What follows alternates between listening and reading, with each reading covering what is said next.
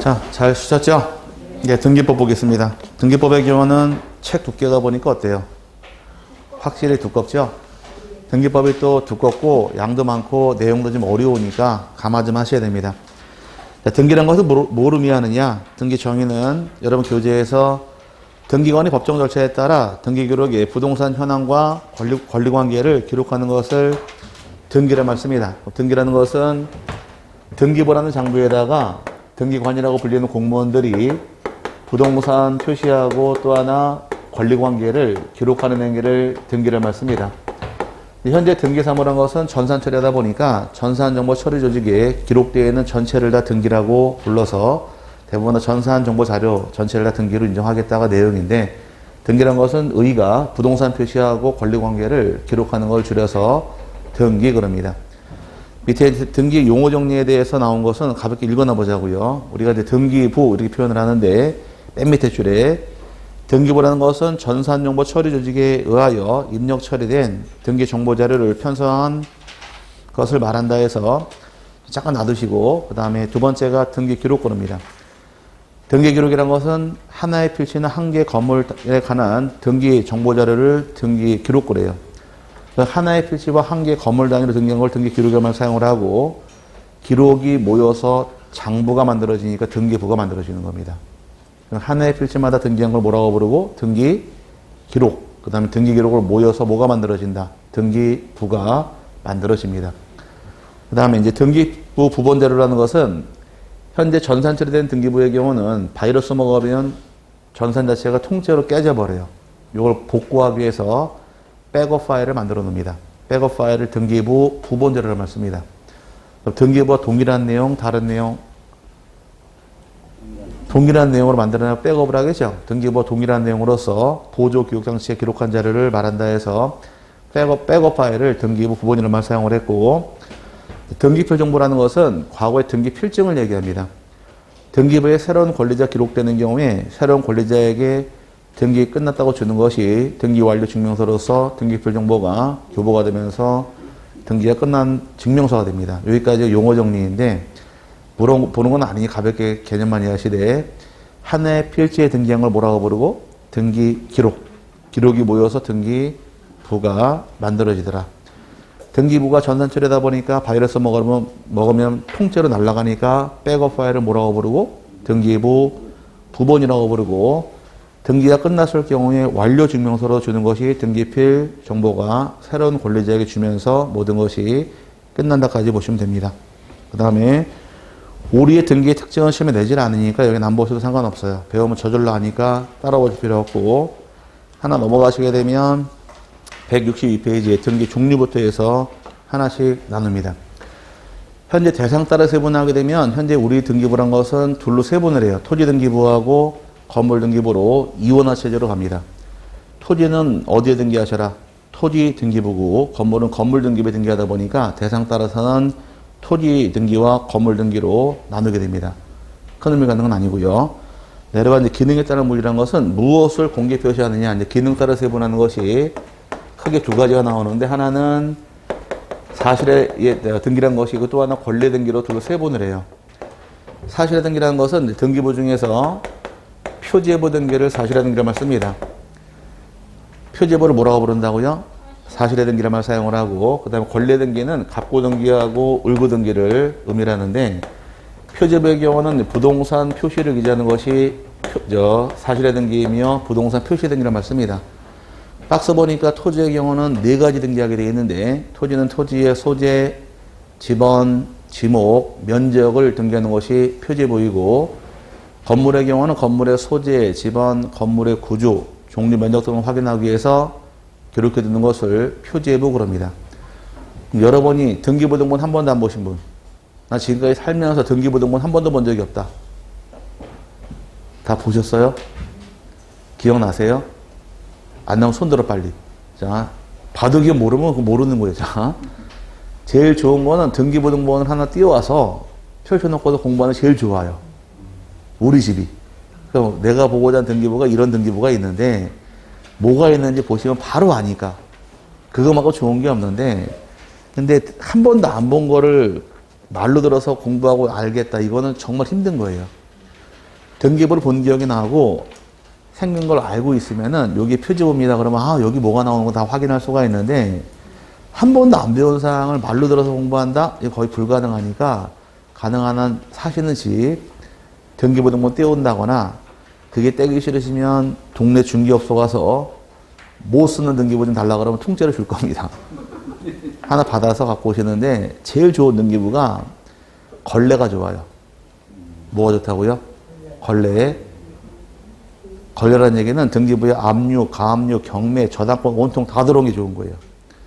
그 압류나 가압류가 들어갈 때 왜 들어왔는가 이유가 다 나오니까 아 이런 이유 때문에 이런 등기하는구나 알 수 있으니까 그런 게 참 좋은 등기부입니다. 어쨌든 한번 구해 오시면 편한데 그럼 이제 여러분이 등기부 등본을 신청해서 받다고 가정할 경우에 제일 먼저 보는 게 뭔가요? 내가 떼고자 하는 부동산과 맞는 거 부동산 현황을 따져볼 거예요. 그 부동산 현황 기재하는 것이 바로 표제부예요. 표제부에도 건물에 관한 사항, 토지에 관한 사항을 기재해 줍니다. 그럼 요거 보고서 부동산이 맞더라. 그 다음에 누가 주인인가 확인하기 위해서 열어보는 것이 갑고입니다. 갑고의 경우는 소유권자가 기재가 되고 소유권이 아닌 권리는 을구로 들어갑니다. 그래서 등기부는 기본 구성이 표제부, 갑고, 을구로 구성하게 되어 있는데 표제부의 기재할 사항을 뭐라고 부르고 부동산 표시 기재하셔라. 갑구에 등기할 사항은 소유권자가 누구인가 소유권을 기재하는 것은 갑구이고 소유권 이외는 을구에 기재하게 됩니다. 그러면 권리상으로 소유권이 먼저 나올까요? 소유권 이외가 먼저 나올까요? 소유권이 먼저 나오겠죠. 소유권을 최초로 처음 등기하는 경우를 소유권 보존 등기를만 사용을 하고 보존 등기한 다음 이후에 소유권도 이전 등기할 수도 있고 뭐 저당권 등기할 수도 있고 전세권 등등등 다 들어올 수 있게 됩니다. 이런 걸 통칭해 부를 때 권리의 변동 등기란 씁니다. 근데 큰 의미가 있는 건 아니니까 지금 공부함에 있어서는 표제부는 부동산 표시 기재하더라. 소유권 기재하는 것은 갑고 소유권이 아닌 것은 을구에 등기하게 됩니다. 그럼 만약에 등기부상에서 지상권이 궁금해요. 어디 열어봐야 될까? 을구. 저당권은 을구. 전세권도 을구로 가고 누가 주인인가 소유권자에 관한 사안은 갑구에서 확인할 수 있도록 등기부가 3장이 기본 원칙이 됩니다. 그래서 교재에서 이제 뭐 공부하다 보게 되면 이제 이 나오는 것이 뭐 신청 의무가 있냐 없냐 이건 뒤에 배우면 저절로 알게 되어 있으니까 지금은 표제부 등기를 무엇이라고 부르고 사실의 등기란 쓰고 갑구 을구를 권리의 등기란 쓴다 이렇게 파악하고 넘어가시면 됩니다. 또 소유권을 최초로 등기하더라. 뭐라고 불러요? 소유권 보존 등기란 쓴다 이렇게 해서 그것만 기억하고 넘어가시면 될 것 같아요. 그 다음에 오른쪽에는 효력에 따라 세분하게 되면 둘로 세분하는데 효력 따라 세분했을 경우는 둘로 나눠서 하나가 종국 등기라는 등기가 있고 또 하나가 예비 등기로 세분을 해요. 종국 등기라는 얘기는 가수 김종국이 아니라 종자가 마실 종자가 되어서 모든 게 끝났으니까 효과 발생을 시키자 이 의미를 종국 등기를 말 사용을 하며 다른 말로 본등기 거릅니다. 등기부에 기재하자마자 효력이 발생하는 등기이고 예비 등기라는 건 효력이 발생하지 않는 게 예비 등기인데 하나가 존재하기를 가등기가 존재합니다. 가등기란 것이 예비 등기이고 가등기를 제외한 나머지가 다 종국 등기예요. 그럼 이제 종국 등기란 것은 뭐 하나 빼고 가등기 하나 빼고 전부 다 종국 등기를 빼버립니다. 그럼 가등기란 것은 진짜 등기이다, 가짜 등기이다, 가짜 등기입니다. 거짓 가짜예요. 가등기에도 주인바뀌지 않는 등기를 가등기란 말 쓰는데 그 가등기 왜 할까? 본등기의 순위 보존이나 청구권을 보존하기 위해서 가등기랍니다. 뭘 보존하기 위해서? 청구권을 보존하기 위해서 가등기하는 것이 큰 목적이에요. 그럼 가등기란 건 본등기하기 전까지는 효과 발생하지 않는 것이 가등기인데 가등기는 무엇을 보존하더라 여기? 청구권 보존하더라. 이 말이 뭔 말인가 간단히 맛만 보여드릴게요. 여자분들이 많이 계신데 공부하러 오실 때 신랑분에게 학원에 공부하러 간다고 말씀하셨나요? 그냥 왔어요? 나 걸리면 어떡하려고. 자, 공부한다고 말씀하시니까 남편분들이 뭐라고 말씀하시는가요? 당신은 머리 좋으니까 꼭 딸 거야. 열심히 해. 라고 힘을 주시든가요? 아니면은 조박으면서 그 머리를 되겠냐 구박을 하시든가요? 뭐라고 말하든가요? 열심히 해라. 그 머리로 되겠냐? 어쨌든 자, 이제 요집에 대해서 갑이라는 자가 남편이 있고 을이 아내가 있는데 학원에 공부하러 간다고 하니까 남편이 당신은 못할 것 같으니까 그냥 집에 살림이나 열심히 해 라고 얘기합니다. 아내 하는 말, 내가 따면 어떨 건데 그러니까 당신이 합격하게 되면 새로 지은 집을 주겠대요. 열심히 공부하랍니다. 이 말을 믿을까요? 그렇게 살고도 믿어요. 그동안까지. 자, 못 믿으니까 진짜 줄 거면 가등기 줘 그러니까 일손이에 갑의 소유권 있는 집에 대해서 남편이 아내 을에게 합격하면 집을 주기로 소유권 이전에 가등기랍니다. 가등기하면 주인 바뀌었나요? 아직 안 바뀌었어요. 아직 효과 없다는 얘기입니다. 효과가 없는 상태인데 나중에 남편이 가등기 해준 이유는 아내를 믿은 거예요? 안 믿은 거예요? 안 믿으면 가등기 못 해줘요. 확실하게 믿어야 가등기 해줍니다. 떨어질 거 뻔하니까 가등기 해줘 뺏길 이유가 없으니까 믿고 가등기 해준 거예요. 아닌가? 여러분 내기할 때 이겼다고 이길 거 내기, 질 걸 내기해. 불어나면 내기 안 해요. 질 것 같으면. 내가 확실히 이길 것 같으면 내기라는 거야. 그럼 내가 합격하면 집 주겠다. 떨어질 거 뻔하니까 믿고 가등기 해준 거예요. 나중에 시간 흘러가다가 8월달쯤 가서 마누라가 와이프께서 모의고사 봤더니 전 과목이 80이 넘게 나왔습니다. 전 과목이 80이라니 꿈의 그라운드인데 이걸 딱 보자 남편이 어떤 느낌이 들을까? 가슴이 뛰기 시작합니다. 큰일 났다 이거. 집 뺏길 것 같다 생각이 드니까 얼른 이 집을 삼손이로 병이라는 데에 팔아버립니다. 만약 가등기 안 했다고 가정해보자고. 가등기 안 하게 되면 집 팔아버렸어요. 합격하면 받기란 집을. 그럼 나중에 합격하게 되면 집 받아야 되죠. 이미 팔아버렸잖아요. 그럼 집 받을 수가 없다는 문제 발생하는 거예요. 이런 문제 발생하니까 안 되겠다. 가등기 해버린 겁니다. 가등기 팔아먹었다 할지라도 나중에 합격을 하게 되면 이 집을 병이 취득해서 소유권 병역이 있다 할지라도 합격한 을 입장에서는 갑에게 본등기해줘 청구를 해서 하늘 쪽에 본등기가 들어간과 동시에 을이 소유권을 취득합니다.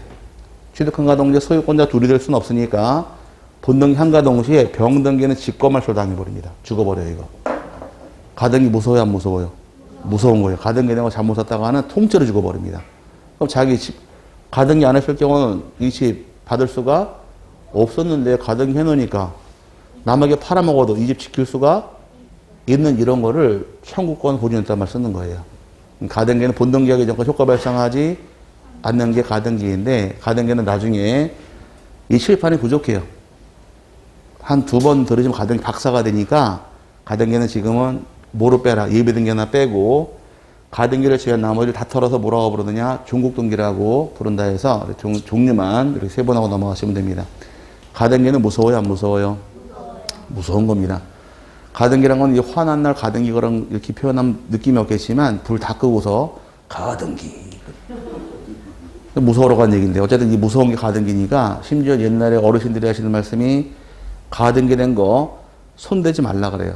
잘못 손댔다가는 통째로 죽어버리니까 이만큼 무서운 게 가등기이기 때문에 그만큼 공부를 많이 해야 됩니다. 다음에 네 번째 내용에 따른 물리란 말이 나오는데 여기는 별표 넣으시고 잘 정리를 하셔야 돼요.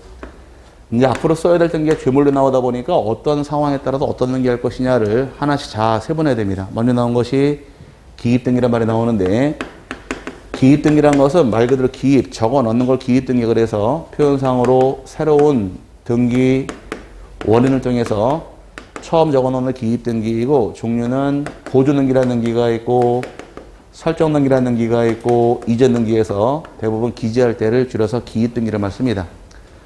기입등기는 기재하다 이렇게 가볍게 이해하시면 되고 그 밑으로 나온 것이 경정등기와 변경이 나오는데 자, 기재한 등기가 문제가 발생할 경우에 바로잡기 위해서 실행할 등기가 경정등기가 있고 변경등기로 세분을 해요. 경정등기나 변경등기라는 것은 이제 등기된 사항과 실체 관계가 서로 불일치가 발생했는데 등기사항 일부가 잘못되는 경우에 이 일부를 바로잡기 위해 실행할 등기를 경정 또는 변경 그럽니다. 차이점은 다 한 가지가 있어요.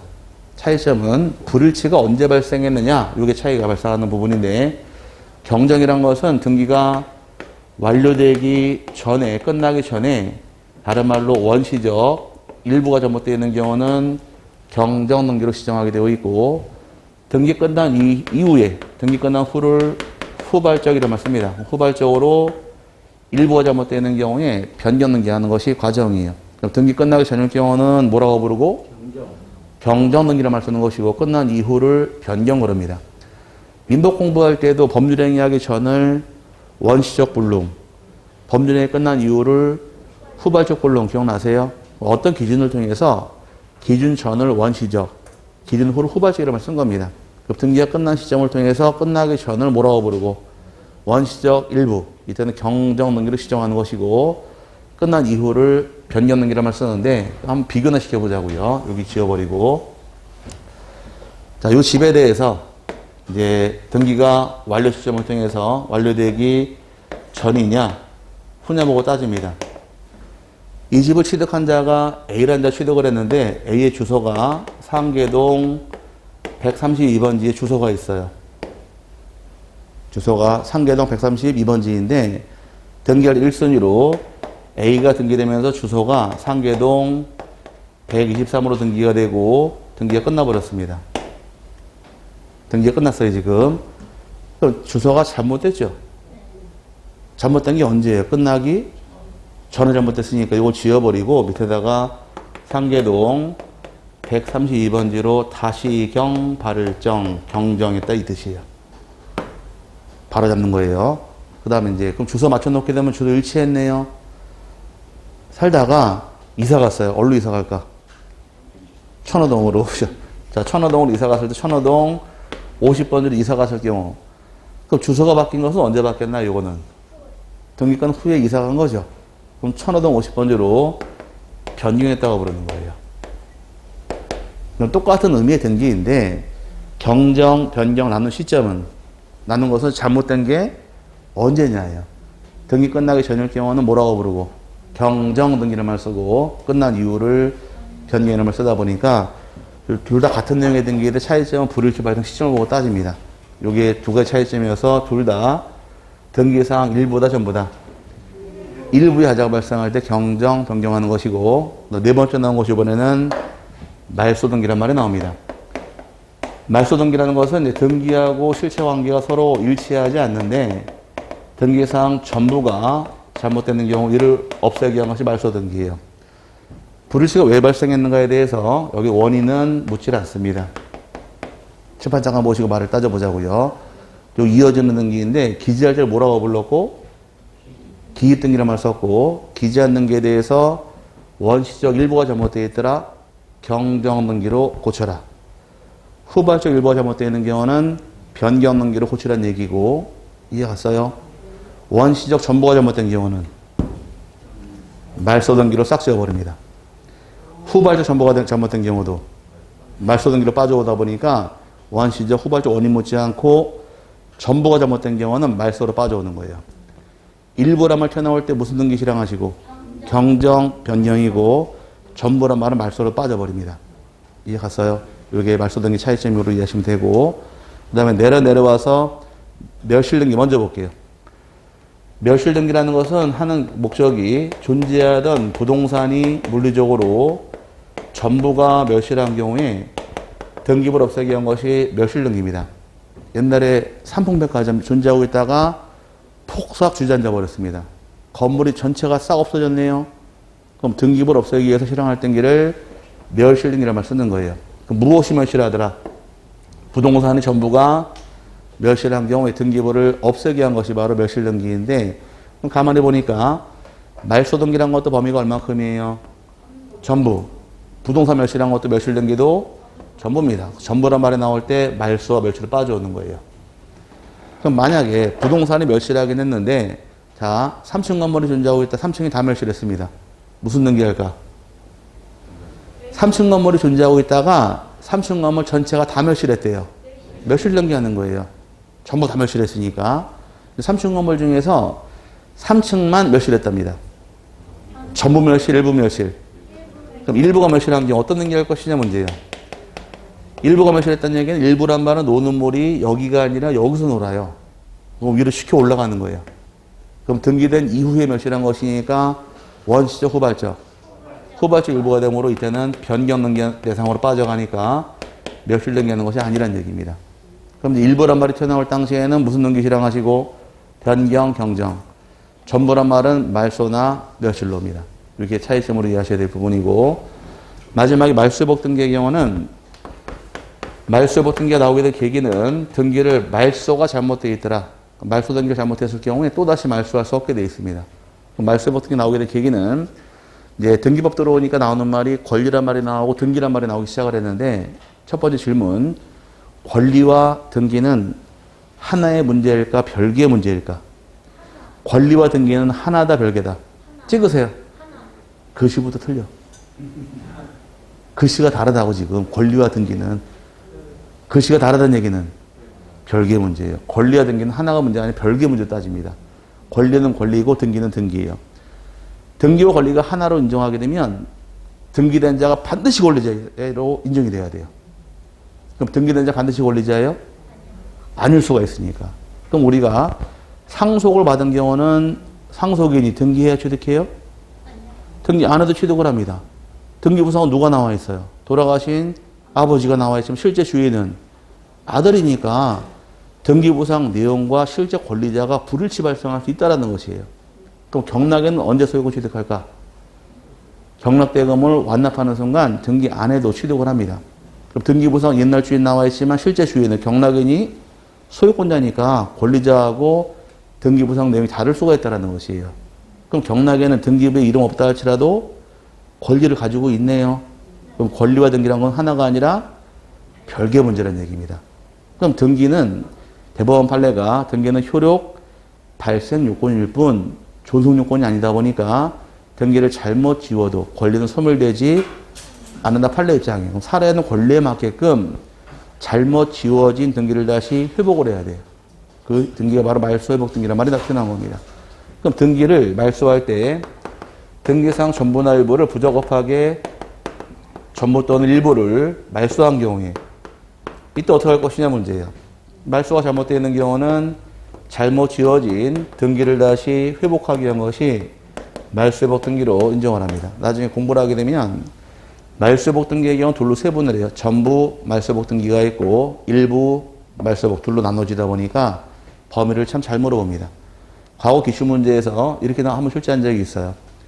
등기부에 새롭게 기재하는 것을 무엇이라 부르고 기입등기를 하며 기재한 등기에 대해서 원시적 일부가 잘못되어 있는 경우는 어떤 등기를, 후발적 일부가 잘못되어 있는 경우는 어떤 등기를, 원인 묻지 않고 전부가 잘못되어 있는 경우 어떤 등기를, 등기된 건물 일부가 멸실할 때 어떤 등기를, 들어갈 등기를 옳은 것은 기출 문제예요. 여기는 이 등기 종류가 많이 써먹으니까 이거를 기준으로 공부를 해 놓으셔야 됩니다. 그럼 다음에 나갈 때는 계속 이렇게 나와요. 변경 등기 신청할 때, 말소 등기 신청할 때 막 나오는데 변경 등기란 것이 무엇인지, 말소 등기가 무엇인지 모르면 대화가 안 되니까 이 등기를 정확하게 숙지하고 가셔야 돼요. 여기에 잡아놔야지 공부가 되니까 꼭 정리하고 넘어가실 부분이고, 그 다음에 이제 형식에 따른 분류란 말이 나오는데 형식에 따른 분류는 둘로 세분을 합니다. 여기는 형식 따라 세분할 때는 주등기라는 등기가 있고 또 하나가 보기등기로 세분을 해요.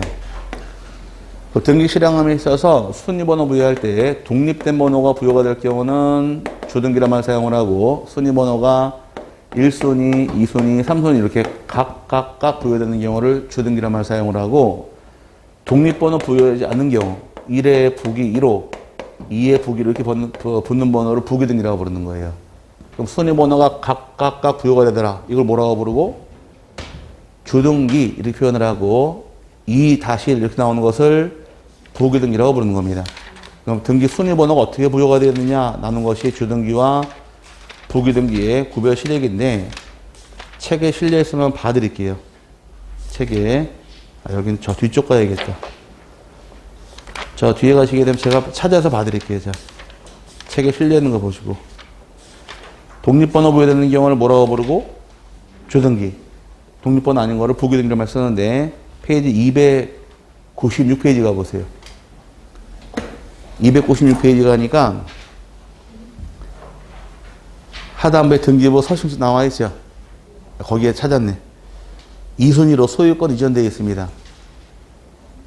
맨 밑에 등기부에서 2순위 소유권 이전되어 있는데 왜 이전됐대요? 상속을 받아서 이전됐다고 나와 있어요. 296페이지에 찾았나요? 근데 밑에 보면 2-1 써 있죠. 이 다실 소유권 경정 써 있나요? 그러면 2번 써 있는 등기가 주등기 방식이고 2의 부기로가 부기등기란 말 쓰는 거예요. 내용을 보는 게 아니라 내용 보는 게 아니라 여기 보시고 그 내용을 보는 게 아니라 순위 번호가 이 순위 이렇게 붙어 있는 게 있고 이 다실 써 있잖아요. 오케이? 이렇게 부여된 순위를 뭐라고 부르고 주등기라고 부르는 것이고 번호 이렇게 부여된 등기는 부기등기를 말 쓰는 거예요. 읽을 때 어떻게 읽느냐? 이거 어떻게 읽을 것? 이 다실이 아니라 정확한 표현은 2의 부기 제1호가 정확한 표현이에요. 이걸 약칭해서 이렇게 적은 거예요. 오케이? 그럼 읽을 때는 우리는 제자 빼더라도 2의 부기 1호 이렇게 읽는 겁니다. 이걸 줄여서 전산등기부 이렇게 기재한 거예요. 옛날엔 이렇게 적었어요. 종이등기부 시절에 이렇게 적었다가 전산등기부는 2 다실로 적었는데 읽을 때는 2의 부기 1호 이렇게 읽는 겁니다. 이해 갔어요? 그러면 등기 내용 보고 따지는 게 아니라 순위 번호가 이렇게 부여가 되느냐 이렇게 부여하는 이거 보고 따진 거예요. 근데 이렇게 부기 등기하는 경우가 되게 많아요. 이 칠판 다 채워도 부족해요. 근데 부기 등기 어떤 게 부기 등기인지 어떤 게 주등기인지는 저절로 알게 돼 있어요.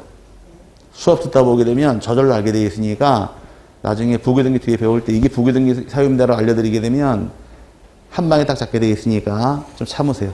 어쨌든 이렇게 부여되더라. 이걸 뭐라고 부르고 주등기란 말 쓰고 이렇게 부여되는 경우를 부기 등기라고 부른다 해서 세분하는 기준인데 종류가 참 많죠.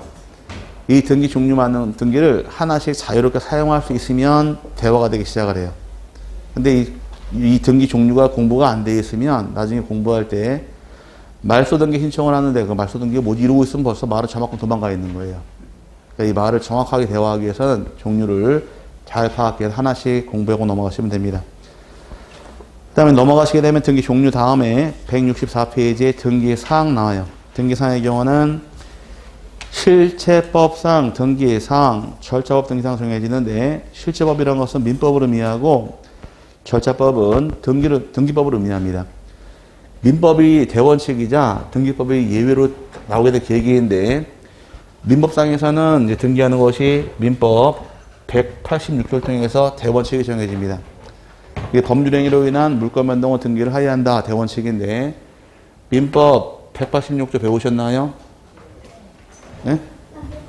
물권법 들어갔어요? 민법에서? 물권 아직 안 들어갔어요? 누구는 했다고 얘기하고 누구는 안 했다고 얘기하고 또 누구 말이 맞는 거야 진짜.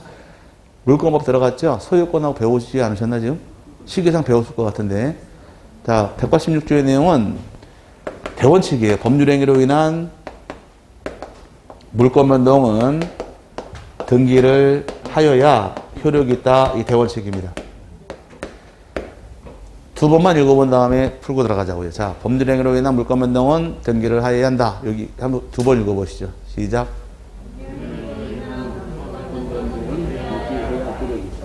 이게 대원칙이에요. 한 번밖에 아니고 두 번 읽으려니까. 시작. 네, 두 번 읽었으면 이제 이걸 말을 푸는 겁니다. 그럼 반대로 저기 보세요. 이제 외우는 게 아니라 법률행위는 등기해라죠. 그럼 법률행위가 아니면 등기할 필요 없다가 되는 거예요. 물권 변동은 등기해라죠. 물권 변동이 아니면 등기할 필요 없다로 가는 겁니다. 근데 풀고 가는 거예요. 그럼 법률행위가 아닌 거 187조 법률 규정은 등기하지 않아도 상관은 없다요. 단 언제 등기하냐? 처분 시 등기하는 겁니다. 상속을 받은 경우는 등기 안 해도 취득은 해요. 그럼 언제 등기할 것? 처분 시 등기하라가 187조로 내려가는 겁니다. 이해 갔어요? 그럼 뭘 등기하셔라? 물권 변동 등기해라. 그 물권이 아니면 등기할 필요 없으니까 채권은 등기 안 해도 상관은 없다가 돼버리는 거예요. 임차권은 물권 채권, 채권 등기 안 해도 아무런 관련이 없어요. 단 등기 안 해서 하게 되면 대항력이 발생하다 보니까 채권 등기 안 해도 성립은 합니다. 등기할 필요 없다로 빠져가는 거예요. 이렇게 풀고 가는 거예요. 그러니까 어떤 경우 등기를 하고 어떤 거 등기 안 할 것이냐. 대원칙은 이게 대원칙이에요. 그래서 법률행위로 인한 물권 변동원 등기를 하회한다. 그럼 법률행위가 아니면 등기할 필요 없으니까 밑에 법률 규정은 등기하지 않아도 상관은 없는데 다만 이를 등기하지 아니하면 처분할 수 없다라는 말이 따라 붙은 것이고, 또 채권은 물권인가요 아닌가요? 아니면 등기할 필요가 없어요. 근데 물권처럼 등기를 하니까 대항력이 발생한다 해서 예외 규정이 힘이 생기는 것 뿐이지 등기할 필요가 있는 것은 아닙니다. 그럼 어떤 걸 등기하고 안 하고 가장 기본적인 틀은 186조가 기본 틀이에요. 이거 두 번 읽게 되면 여기 기준에 의해서 여기 해당되면 등기하는 것이고, 어긋나는 거 등기할 필요가 없다 해서 풀고 가시게 되면은 페이지 164페이지에서 186조 법률행위 물권 변동 등기해라.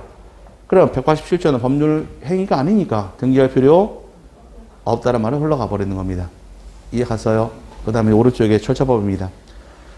등기법 3조에서 규정하기를 3조에서는 등기할 권리 소유권, 지상권, 전세권, 지역권, 임차권, 권리질권, 저당권, 채권 남보권하고 환매권까지는, 환매권이라는 말은 없죠. 환매권까지 포함시켜서 이제 권리의 보존, 이전, 설정, 변경, 처분 제한, 소멸 등기한다고 되어 있는데 여기는 용어 정리입니다. 먼저 보존이라는 말은 언제 쓰는지 하나씩 보자고. 보존이라는 것은 소유권을 최초로 등기하는 경우 소유권 보존 그래요. 그럼 미등기 부동산 최초로 취득하는 경우를 소유권 보존 그럽니다. 그럼 만약에 여러분이 아파트를 분양을 받게 되면 어떤 등기할까? 소유권 이전 등기합니다. 분양받는 사람은 최초 소유자가 아니에요. 최초 소유자 입장은 시행자가 최초 소유자 입장이고 건설회사가, 그럼 분양받는 사람은 분양 나눠서 양도받은 자니까 이전 등기가 가는 겁니다. 그럼 최초 소유자가 처음 등기하는 경우를 소유권 보존 이렇게 표현을 해요. 말 그대로 미등기 부동산 원시 취득하는 경우로 이해하시면 되고, 그 다음에 이제 두 번째 설정이라는 얘기는 소유권이 아닌 권리를 처음 등기할 때 설정을 해요. 전세권 설정, 저당권 설정, 지상권 설정. 다만 소유권을 처음 등기하더라. 이때 소유권 보존 그럽니다. 이해 갔어요? 그 다음에 세 번째가 이전. 이전이라는 얘기는 주체가 바뀌는 경우는 이전 그럽니다. 뭐가 바뀌는 거? 주인 바뀌는 경우는 이전 그래요. 그럼 취득 형태로 보니까 어떤 취득이냐? 승계 취득하는 경우. 무슨 취득? 승계 취득하는 경우 이전 받게 되어 있으니까 상속을 받는 경우 이건 포괄 승계죠. 매매할 때 특정 승계 받는 경우 이건 주체가 받게 되면 다 이전 등기하게 되어 있습니다. 그래서 이전 등기라는 것은 승계 취득 형태로 주인이 받게 된 경우를 이해하시면 되고, 그다음에 변경이라는 것은 아까 경정과 변경을 세 번 했었는데 원시적 일부가 잘못되어 있더라. 경정 등기. 후발적 일부이더라. 변경 등기. 후발적 일부가 바뀌는 경우를 변경을 해요. 뭐 종류는 부동산 표시 변경, 등기 명인 표시의 변경, 권리 변경 여러 개가 있는데 지금 용어 정리만 파악하시면 되고요. 그다음에 처분에 대한 여기가 중요합니다. 처분 제한이라는 것은 소유권자는 권리자가 가진 처분 권능을 제한하기 위한 건 처분 제한 등기란 말 쓰는데, 처분 제한 등기라는 것은 종류가 여러 개가 있어요. 뭐 압류 등기도 있고, 가압류 등기도 있고, 처분 금지 가처분 등기도 있고, 뭐 경매 개시 등기도 있으며, 이거 이외에도 나오는 것이 공유물 분할 금지 특약도 있고, 전세권 양도 금지 특약도 있으며 여러 개가 있는데, 일반적으로 처분 제한일 경우는 압류, 가압류, 가처분, 경매 개시 등을 통칭해 부를 처분 제한 부릅니다. 이제 압류나 가압류, 가처분을 왜 하는가 뜻을 아시면 돼요. 뒤에 안 나오니까. 자, 경매는 뭔지 아시죠? 생략하고, 압류나 가압류의 경우는 채권자의 채권을 보존하기 위한 수단으로 들어오는 것이 압류나 가압류인데, 하게 된 계계는 금전 채권을 보존하기 위해서 할 단계를 압류나 가압류 그럽니다. 그럼 채권자에 무엇이 있더라? 받을 돈이 있을 때 압류나 가압류라는 거예요. 압류하는 것은 세금 채권이 발생하게 되면 관공서 입장에서 받을 돈이 있을 때 압류랍니다. 그래서 대표적인 돈이 세금이에요. 그래서 우리 예전에 TV 프로그램에서 38기동대 들어봤어요? 세금 체납이 있게 되니까 38기동대 찾아가가지고 세금 내라. 안 낸다고 하니까 뭐라 그래요? 이 물건 지방사법 매출 통해서 압류 조치합니다. 딱지 딱 붙여버립니다. 압류하게 될 계획은 뭐 때문에 압류하더라? 받을 돈이 세금이라는 얘기예요. 그럼 세금은 낼 돈이 확정되어 있나요? 예, 그래서 바로 압류 들어온 것이고, 가압류란 건 민사지배법에서 돈은 돈인데 요거는 개인 간에 발생한 민사채권 담보하기 위해서 들어오는 것이 가압류인데 요거는 개인간 빌려준 돈입니다. 근데 빌려준 돈을 갚지 않을 경우는 뭘 할까? 가압류래요. 진짜 압류, 가짜 압류? 가짜 압류입니다. 왜 가압류를 할까? 가짜 압류를 할까? 법원이 볼 당시에는 채권자가 주장하는 금액이랑 채무자가 인정하는 금액이 서로 맞질 않아요. 가장 좋은 모습이 고수도판.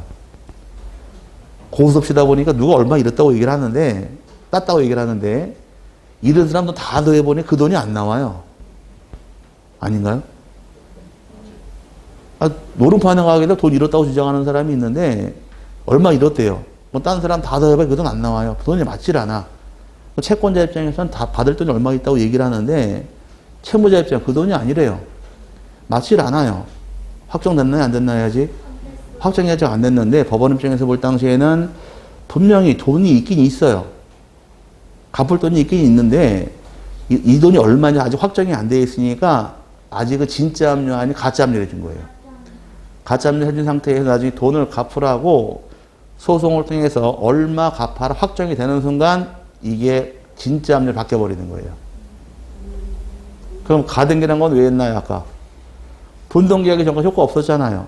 그럼 가압류도 아직 효과가 없는 거예요. 가짜 압류 상태로 있다가 나중에 채권 확정이 된과 동시에 뭐로 바뀌어버린다? 본압류로 바뀌어버리는 겁니다. 그럼 채권이 확정되기 전까지는 아직까지는 가짜 압류 상태로 존재하더라. 이걸 줄여서 가압류를 말 쓴 거예요. 그럼 둘 다 하게 된 계기가 뭐 때문에 하게 된 것이냐? 개인 간에 발생한 돈 받을 목적으로 한 것이다. 이렇게 이해하고 넘어가셔야 되고, 가처분이라는 것은 민사지배법에서 금전 채권이 아닌 경우에 돈이 받을 게 아닙니다. 이때 할 수 있는 것이 가처분이에요. 예를 들어보자고요. 자, 앞에 두 분이 계십니다. 앞에 사장님한테 제가 돈을 빌렸어요. 돈을 갚지 않을 경우는 어떻게 하실까? 돈 받기 위해서. 가압류하십니다. 근데 앞에 계신 분에게는 합격을 하게 되면 집을 주겠다고 의사표시를 했어요. 떨어질 줄 알고 집 준다고 그랬더니만 이런 배신자 합격을 해버립니다. 집을 줘야 안 줘요? 사람 뭘로 보고 안 준다고 말씀하세요. 줄 수도 있는 거지. 자, 주면 별 문제가 없는데 집 주기라고 제가 집을 안 주고 뺀질뺀 도망만 다닙니다. 그럼 집 받을 게 있는데 이 집을 팔아버리게 되면 집 받을 수가 없잖아요. 잡아놓기 한 것이 처분금지 가처분 등기예요. 이해 갔어요? 그럼 돈 받을 게 있으면 뭐라는 것이고 압류나 가압류라는 것이고 돈이 아닌 경우는 가처분 등기를 하게 됩니다. 그럼 나중에 돈 받을 게 있는 사람은 돈 받기 위해서 어떻게 조치를 취할까? 압류 나가면 공매나 경매로 할 겁니다. 매각을 통해서 회수할 거예요. 근데 가처분 돈이 아니잖아요. 그럼 집 달라고 소송을 통해서 다툼이 생길 겁니다. 이 뒤에 어떻게 등기할 것이냐 이걸 여러분이 나중에 배우셔야 돼요. 그럼 나중에 압류나 가압류 가처분된 거 어떻게 처리할 것이냐 이 뒤 문제를 배우시는 게 아주 공부예요. 그럼 이 압류나 가압류 가처분은 왜 하는지 알아야지 대화가 되니까 그걸 딱 설명을 드린 겁니다. 그럼 만약에 자 1순위에 A라는 데 소유권이 등기되어 있는데 이 순위로 압류나 가압류 가처분 경매가 쭉 들어와 있습니다. 그 압류가 된 집을 갑이 매매를 통해서 3순위로 B에게 팔아먹을 수 있을까? 압류된 집 팔아먹을 수 있다 없다? 하나 둘 셋 있습니다. 압류가 돼 있다고 소유권 소멸된 거예요? 소유권은 민법 공부할 때 사용, 수익, 처분할 권리다 보니까 압류가 들어와 소유권 살아있다는 얘기는 얼마든지 처분할 수가 있으므로 팔아먹어도 관계될 게 없어요. 에이, 저 누가 사요? 말이 안 되잖아요. 따져보자고요. 이 집이 1억짜리 집이 있는데 세금 채권이 1천만 원 세금 체납이 됩니다. 그럼 세금 1천만 원 받으려고 압류가 들어왔대요. 그럼 이 집을 B가 살 당시에는 통상적인 모양새를 하면은 세금 1천만 원 내고 압류를 풀은 다음에 9천만 원 주고 등기하고 취득할 겁니다. 압류 말소하고 취득하겠죠. 이게 일반적인 모습이에요. 근데 문제는 1억 중에서 9천만 원, 1천만 원 세금 체납이 있다니까 9천만 원 주고 등기해온 다음에 말소에도 관계될 건 없는 거예요. 말소하고 취득을 하든 취득한다 말소하든 관계될 게 없다는 얘기예요. 지워버리고 끝나는 거니까. 이해 갔어요? 가압류된 거 팔아먹을 수 있어요? 네. 말소하고 사든 산 다음 말소하든 관계될 게 없다라는 것이에요. 가처분 되어 있답니다. 팔아먹을 수. 약해지지 말고. 있어요. 소유권 살아있으니까. 풀고, 사든, 산 다음, 풀든 아무런 관계될 게 없는 거예요. 경매가 진행 중입니다. 팔아먹을 수. 끝까지 밀어버리라고. 이 사람이 이렇게 곤조가 없어. 밀어버려. 자, 팔아먹을 수 있습니다. 현재 경매가 진행 중이에요. 진행 중이랍니다. 팔아먹을 수 있어요. 돈, 경매를 취하시킨 다음에 사면 되잖아, 돈 갖고. 은행에 경매 실행했대요. 왜 경매 실행한 거예요? 돈을 안 갚으니까 돈 갖고 경매 취하시키면 되잖아요. 아닌가? 맞죠? 산 다음에 돈 갖고 취하해도 관계될 게 없으니까 이게 들어왔다고 해서 소유권 팔아먹지 못하는 건 아니라는 얘기입니다. 그랬더니 예전에 강의할 때 이런 말이 들어와요. 질문 있습니다. 네. 누가 사요? 그러더라고. 아, 누가 사는 게 중요한 게 아니라 이게 돼 있어서 이게 팔아먹을 때 이따가 중요한 거야. 그러니까 안 사요. 그러더라고. 아, 안 사는 게 중요한 게 아니라 이게 들어와도 소유권은 살아있으니까 아무런 관계될 게 없다는 얘기입니다. 그러니까 안 산다니까 그러더라고. 아, 그게 아니라, 아, 미치겠네. 그래서 사지 마시라고 넘어갔어요. 그래서 다음에 오셨더라고. 자기 주장이 세면 부러질 수밖에 없는 거예요. 오셔가지고서 그 다음에 또 나가는데 압류된 거 팔아먹을 수 있나 하니까 네? 받겠더라고. 자, 고집내서 오지 마시고 이게 들어왔다고 해서 소유권이 소멸된 것은 아니니까 얼마든지 팔아먹을 수 있을 때 나중에 이런 게 말소가 안 됐을 경우에 압류나 가압류 가처분을 통해서 뒤에 들어온 요등기 어떻게 말소를 당하느냐 이거를 뒤에 배우시는 거예요. 오늘 배우신 것은 압류나 가압류 가처분이란 게 무엇인지 배웠고 이게 들어왔다 할지라도 팔아먹을 수 있다 없다? 팔아먹을 수 있고 나중에 보호 안 될 때 어떻게 말소할 것이냐가 그 뒤에 배우실 여러분이 공부를 한 거예요. 뒤에 가서 가처분 뒤에 들어온 거 어떻게 말소합니까? 압류나 가압류 경매 뒤에 들어온 거 어떻게 말소합니까? 이걸 다 아직 배우셔야 돼. 지금은 이제 팔아먹을 때까지만 세 번 하시면 됩니다. 압류가 뭔지, 가압류가 뭔지, 가처분 뭔지 구별했어요? 예, 팔아먹을 수 있어요? 예, 거기까지 보시면 되고. 그 다음에 소멸그럽니다. 소멸이라는 것은 없어지는 게 소멸인데, 권리가 소멸되는 경우도 있고, 부동산 자체가 소멸되는 경우 둘로 세분을 해요. 권리가 소멸되는 경우는 등기를 지우기 위해서 말소 등기라는 걸 실행합니다. 그래서 은행 가서 돈을 빌려왔어요. 그럼 은행이 저당권 등기해 주겠네요. 은행 앞으로 근저당권 등기했다가 돈을 갚아버리니까 저당권이 변제로 소멸함과 동시에 근저당 등기로 말소가 들어갑니다. 그럼 권리가 소멸되는 경우는 무슨 등기 하셔라? 말소 등기로 등기를 지우는 것이고 안 까먹었으면 대답하겠지. 삼풍백화점이 폭삭 주저앉았습니다. 부동산이 멸실을 하더라. 무슨 등기 하더라? 멸실 등기하게 되어 있으니까 오른쪽에 권리가 소멸되는 경우는 무슨 등기 신청하셔라? 말소 등기하게 되어 있고 목적물 부동산이 소멸되는 경우는 멸실 등기로 빠져가는 것이 차이점인데 여기서는 용어 정리 차원으로 공부하시되 요것만 잘 이해하시면 돼요. 여기선 압류나 가압류, 가처분, 경매개시 등기를 물어서 뭐라고 부른다? 줄여서 처분제한 등기. 그럼 처분제한 등기 어떤 게 있습니까? 물어봤을 때는 처분제한 등기 어떤 게 있습니까? 물어봤을 때는 그걸 언제 떠들고 있어? 줄여서 그냥 압류와 그 친구들 물어보면 돼요. 압류와 그 친구들을 줄여서 뭐라고 부른다? 처분 제한 이렇게 묶어놓고 넘어가시면 됩니다. 나중에 처분제한 등기 그러니까 압류, 가압류 같이 그러면서 시간 다 잡아먹으니까 우리끼리 줄여서 압류와 그 친구들을 줄여서 뭐라고 부른다? 처분 제한 등기라고 부른다까지 세 번 하시면 되고요. 등기할 물건서부터는 다음 시간에 보도록 할게요. 오늘 여기까지만 보도록 하겠습니다.